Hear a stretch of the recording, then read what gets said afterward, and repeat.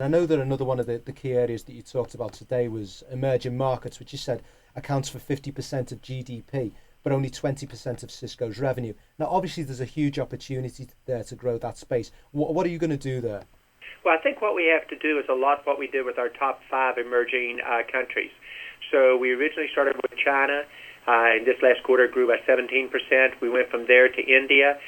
This last quarter, it grew flat, but boy, it had been down, and we're getting market share gains. We believe in India at a more rapid pace.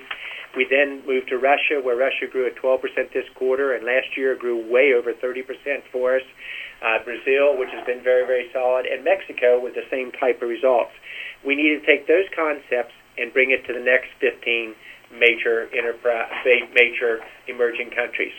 And so begin to get it down to where we aren't selling plumbing, although we will do that, but selling more how do they do healthcare, how do they increase their education for all of their citizens, how do you make your country more productive and more desirable for people to make investments into.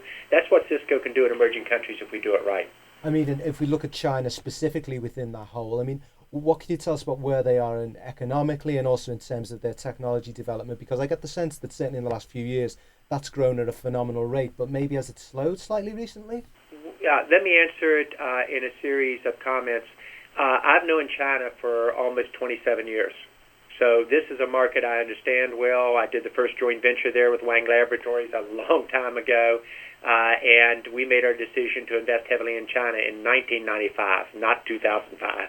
And so we're positioned very well within the country, number one. Number two, never bet against China. They do an unbelievable job on moving their country, the education of their people, and very disciplined in execution on it. And they are more advanced than the U.S. in terms of thinking about education for their young people, how you deliver it out of a cloud with a virtual backpack, how do you use smart grid, not just to deliver electricity, but to deliver additional services on it. We find them very much as an emerging country that is also very innovative in terms of the future, and that when they want to, they can partner extremely effectively.